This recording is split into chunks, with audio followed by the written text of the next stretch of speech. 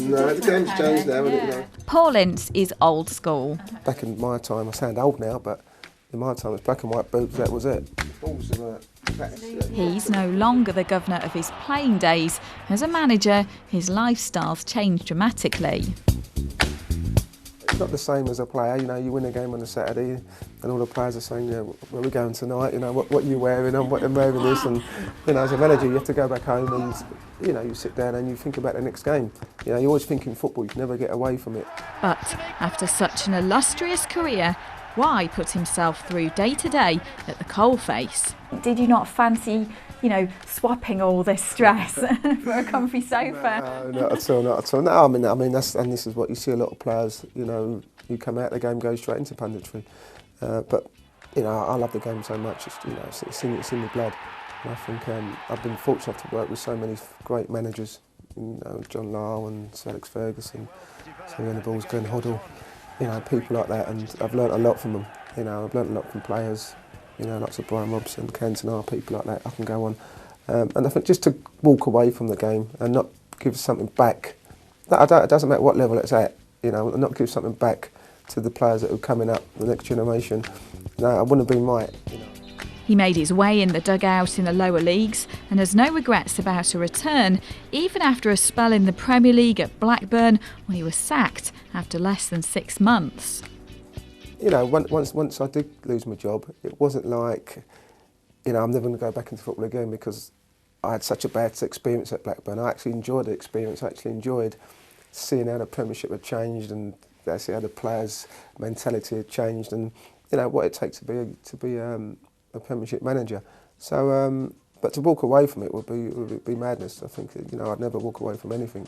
You know, I never done it as a player. I'd never do it as a manager. For Ince, it's not about the money. My wife will tell you, when I'm not here, you know, I'm in my front room and I'm watching football, whether it's German, French, Spanish, you know, Dutch, you name it. Well, when I knew I was coming to see you today, I got this out of the attic. It's my old soccer tactics book from when I was a kid. Are you a big tactician? Players nowadays just play football. They don't understand football. You know, if you go to Holland, you know, you got from when they're 10, 12, they know about tactics. They know about when to press, when not to press. They know about formations. You know, why he's doing this and why he's not doing that. You know, we don't do that. We just play football because that's what we do. What's your take on the snood or the coloured boots behind me and the headphones that players wear during interviews? Don't let me start on that.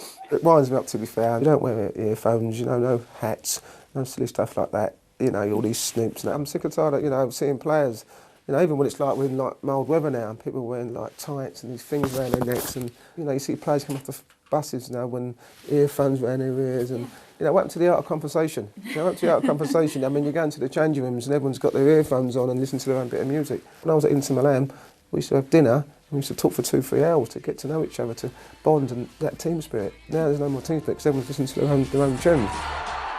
So he impresses his affection for football traditions on his players and hopes that one day Notts County will be in the Championship. We're a long way off from that. You know, I mean, because of the turmoil, because what the chairman's done for this club, Ray Troon, if it wasn't for him, stopping the club from going into administration, we probably would have had houses out on the pitch now and had no football. So he's done ever so much for this club. And if I can, in any way, pay him back by taking this club in the next 2-3 years into the Championship and onwards, then that put a smile on my face.